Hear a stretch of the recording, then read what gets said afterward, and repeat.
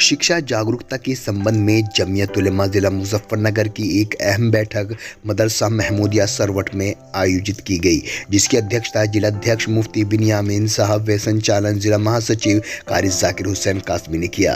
मुख्य अतिथि जमीयत उलेमा हिंद के राष्ट्रीय महासचिव हज़रत मौलाना हकीमुद्दीन कासमी व जमीयत उलेमा शिक्षा बोर्ड के राष्ट्रीय महासचिव हज़रत मुफ्ती सलमान साहब मंसूरी उस्ताद हदीस दारुल उलूम देवबंद रहे। मीटिंग में शिक्षा के संबंध में विस्तार से चर्चा की गई।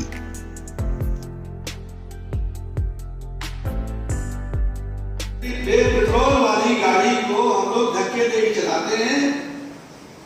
इंडिया, पाकिस्तान, बांग्लादेश, बरसगीर एशिया के लोग असल जो मरकज है वो है। जी, मुजफ्फरनगर आज पहुंचे हैं। जमीयत की मीटिंग आपने ली है, किस तरह की ये मीटिंग थी और क्या निर्देश दिए गए?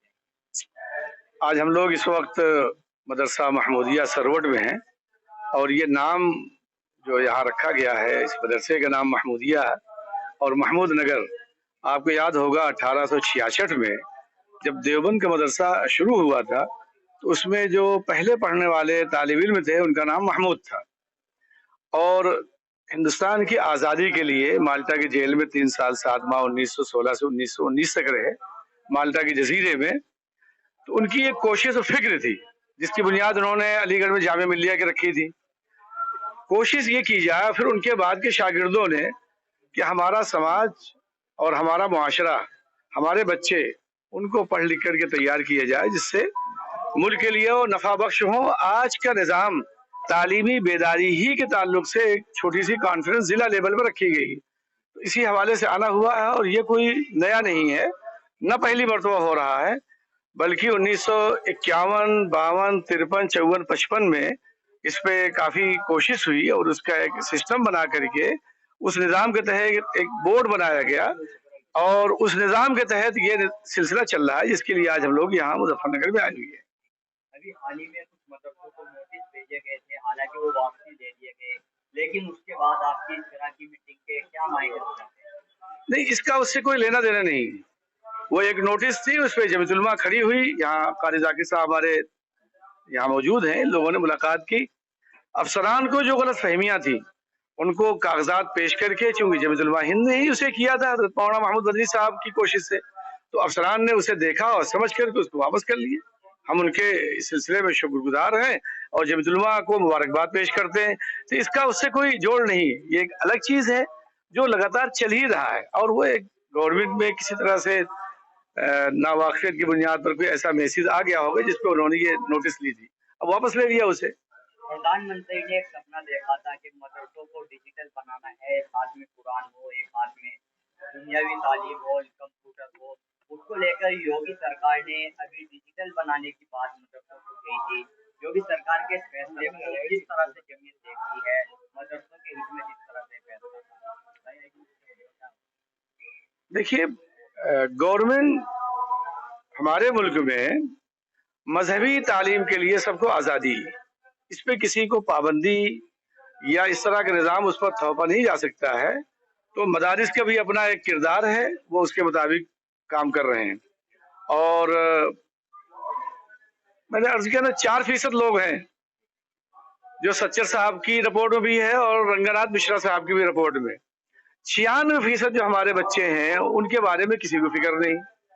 और 4% बच्चे जिनको हम लोग मदारिस के लोग मेहनत करके, कोशिश करके, गवर्नमेंट के बोझ को हल्का करके, गवर्नमेंट को तो शुक्रगुजार होना चाहिए और चीज आए कि उन पे मेहनत होती जो लोग कहीं नहीं जा रहे हैं, तो जिन पे काम हो रहा है उनकी तरफ उनकी भी फिक्र है। मैं आपके माध्यम से दोनों का शुक्रिया अदा करना चाहता हूँ और ये कहना चाहता हूँ कि ऐसे बच्चे जो कहीं नहीं हैं, 96% न पढ़ रहे हैं या जो पढ़ने जा रहे हैं, तो उनकी तरफ पूरी तवज्जो दी जाए ताकि दुनिया में जिस तालीम की ज़रूरत है वो हर एतबार से तैयार हों और हाई एजुकेशन में उतरे। डॉक्टर अब्दुल कलाम जैसे लोगों की ज़रूरत है, उस तरह के लोगों को पैदा करके खड़ा किया जाए। बहुत बड़ा समाज और बहुत बड़ा मुल्क है। किस तरह के ये तालीमी बेदारी कॉन्फ्रेंस है।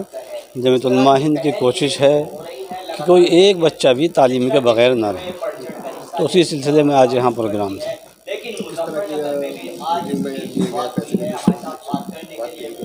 جی ہاں، آج یہ فیصلہ لیا گیا ہے کہ پورے ضلع میں یہ جمعیت علماء ہند پورے ملک کے اندر زون وائز پورے دیش کو بانٹا ہے، پھر اس میں زون میں کچھ ڈسٹرکٹ کو ماڈل ڈسٹرکٹ بنانے کی کوشش ہے، تو اسی کے تحت آج یہ پروگرام تھا۔ اس سے پہلے دوسرے ضلعوں میں چلتے رہے ہیں پروگرام۔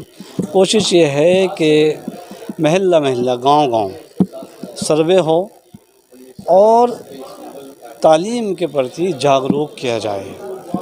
کتنے بچے ایسے ہیں، بچیاں ایسی ہیں جو نہ اسکول جا رہے ہیں، نہ مدرسوں میں ہیں، اور وہ تعلیم سے دور ہیں، تو ان کو کوشش کر کے لے کے آنا ہے کہ ہر حال میں تعلیم ہو۔ حضرت مولانا محمود مدنی صاحب کی یہ بھرپور کوشش ہے، تعلیم تعلیم تعلیم۔ سر سماج کے بچوں کے ہی لیے تعلیم ہونی چاہیے، تعلیم کی طرف تو ہر ایک کو فوکس کرنا ہی چاہیے، کیونکہ ایک سروے کے مطابق جو سچر کمیٹی کی رپورٹ ہے، تو اس کے مطابق مسلم سماج میں تعلیمی پچھڑا پن بہت زیادہ ہے، تو اس کو ہمیں دور کرنا ہے۔